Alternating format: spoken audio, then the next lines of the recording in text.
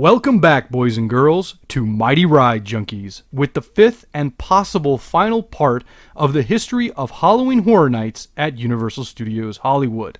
Now, I told you back in the first video, it was a lot of material to cover. So before we wrap it up, I want you all to leave a comment below on your favorite maze from Hollywood's Halloween Horror Nights, and or tell me what maze you missed you would have loved to do from this entire list.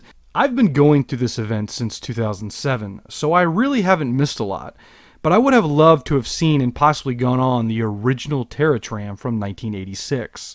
But with that, I'm going to dive right back into where we left off because I have some other things I want to cover about this event. The 2018 season started and we didn't see the return of Titans of Terror. That maze, or a reincarnation of it, probably would have really added to this lackluster year. This year was very much outplayed by the neighboring Not Scary Farm and Warner Brothers Festival of Frights. Starting with my last place maze, we return to the Terror Tram with Hollywood Harry's Dread Time Stories, a new story added to an old layout. They did change one thing, by getting rid of their dirt trails and replacing them with asphalt trails, which I really feel like destroyed the illusion you were in the middle of nowhere. While I do enjoy the Terror Tram, I really think it's time to try a new layout. Hell, even funneling everyone on the trail in reverse would be a nice change of pace at this point. The one thing that did stand out to me about this maze was the intro video. I always make it a point to sit underneath a speaker on the tram during Halloween Horror Nights, because people tend to talk, laugh, scream, etc. The video intros can become harder and harder to hear over time as the tram progresses. This video started off no different. That was until Harry began giving a twisted nursery rhyme while 1980s comic book images played out on screen. Some friends that you just have to meet. Cannibal animals with a taste for sweet meat. They'll scare you so bad you'll jump out of your skin. You'll check in, but not out of the Killbillies Inn. Then up to the tippity top, where some scarecrows are planting a frightful new crop. Planting dead people may give off quite a stench. It's frightfully delightful. The Scarecrow's Revenge. The idea was something very new for the Terror Tram and got enough attention that for the first time ever, I didn't hear one person making a sound. Next up is The First Purge. I really enjoy the Purge movies from a horror aspect, and I do love the scare zones that come to Halloween Horror Nights. This year, however, a maze was developed, and it felt like it took away the value from what is The Purge. Now, while my personal opinion has little to no value, this maze would have been extremely better if you were trying to survive the Purge and it gave you the illusion that you were hiding throughout the maze only to be discovered. Taking an open concept such as the Purge and closing up through a walkthrough maze kind of took away the value for the reasons why I love the Purge scare zones. A Blumhouse maze returned under the title The Horrors of Blumhouse Chapter 2. This year, Truth or Dare and Unfriended took helm. While walking through the Truth or Dare portion of the maze, I was entertained, but when you get to the Unfriended part, it's just a waste of space and an extremely missed opportunity. For the first time in my life while attending Halloween Horror Nights, I was just waiting to walk through to get to the exit. I mean, think about it. You're walking through a maze about a guy who kills you through a webcam. I really don't need to go into more detail about that. Go see the movie if the idea intrigued you. The final portion of this maze had to do with that creepy little girl you see at the beginning of every Blumhouse film in the opening credits. Now, while I've heard claims that this bit is supposed to explain how this little girl became the creepy little girl, you really don't see that. There's not very much of a story to it. It's just very, very much entertaining and scary and way better than the Unfriended portion within this maze. Continuing with sequel mazes, 2018 saw the return of Halloween 4, The Return of Michael Myers.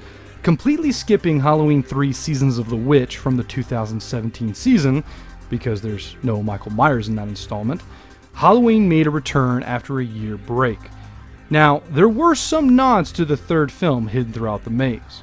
And similar to Halloween 1 and 2's maze, it plays out the fourth installment in the franchise. Now, I'm going to give myself a double-edged sword here. This maze wasn't nearly as good as the first two mazes, but neither was the movie to its originals. However, I do hope that there is a lot of positive feedback from Murdy to finish what he started and do the rest of the Halloween films. On to a maze based on one of my top 3 horror films of all time, Trick or Treat, based on the cult classic of the same name. Now, I know Universal has been trying to do this maze for years, but for whatever reason, right time or rights to it, it didn't happen until almost 11 years after the film came out. The movie Trick or Treat tells multiple stories focusing on everyone's favorite holiday, Halloween. The film gives fantastic Halloween stories that leaves you wanting more, and of course, adorable but terrifying Sam. The maze, however, felt very rushed.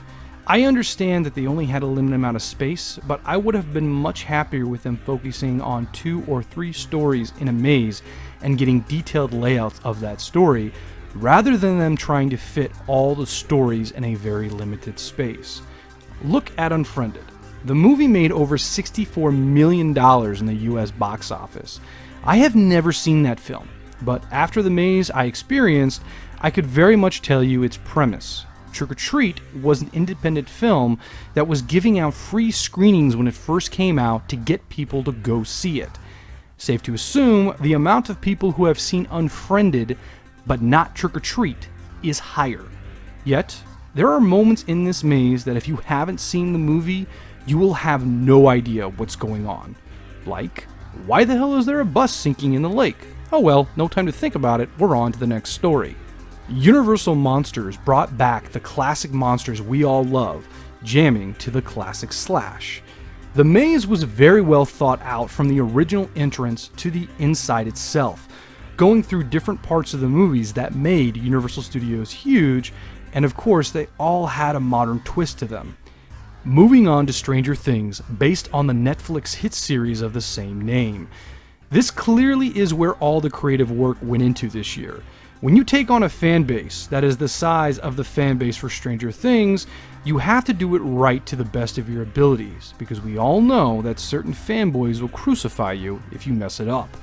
Now, I'm going to say something that is probably going to get me demonetized from YouTube, lose all my subscribers, and probably even get me banned, but I am not a huge fan of the Netflix series. I do think it's good from the 2 seasons I've watched, but I don't think it's as good as the massive fan base behind it says it is. I mean, this and The Walking Dead are apparently the most demanded TV shows to watch right now, and I only think Stranger Things is slightly better than the newer seasons of Walking Dead.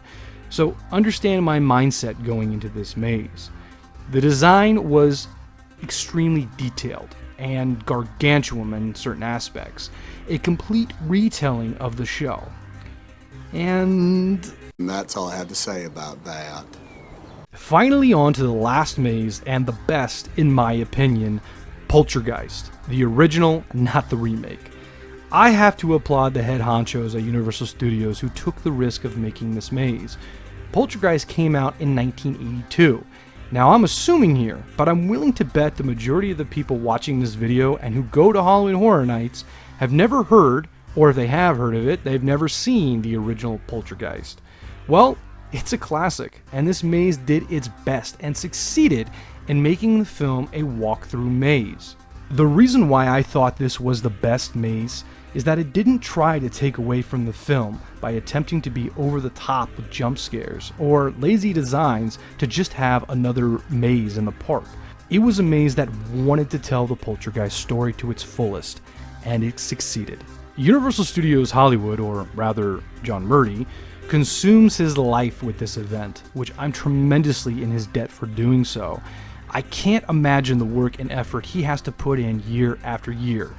From what I've gathered, Murdy wraps up Halloween Horror Nights and then starts all over again, sometimes as early as December that same year. He has a Twitter account, which is posted here. I really suggest you follow him if you love this event. It is without a doubt my favorite. We'll just have to wait and see what the 2019 season has in store for us. Murdy has already announced a handful of mazes for the 2019 season, but I'm not going to get into them, mainly because I only know what everyone else can know by finding it on the internet and haven't experienced anything on it yet. So I'm leaving that up to you guys. If you want me to continue the history of Halloween Horror Nights as the years progress, please demand it in the comments down below and let me know if you want me to continue this series. Also, something I didn't cover for this event that I covered for Six Flags Magic Mountain Fright Fest was other aspects of it, such as the themed food. I didn't cover it for this series because honestly, it just felt like I was distancing myself from the content in this channel that I want to have. And I already did that enough with this topic because it's one of my favorites and I wanted to share it with you. So I didn't really cover other aspects of it. But if that is something that you guys did like from the Fright Fest video and you want me to cover it for Universal Studios Hollywood Halloween Horror Nights, also let me know about that. Now, if you're here and you aren't a fan of Halloween or this event, but you like my other content, thanks for bearing through this and being patient through this long chapter. I believe I only have 2 more videos for Universal Studios Hollywood before moving on to another park, but if you enjoyed any of these videos, please give that like button a click and subscribe. Now that Halloween Horror Nights is out of the way, the next couple of videos will come out fairly quickly, so see you very soon.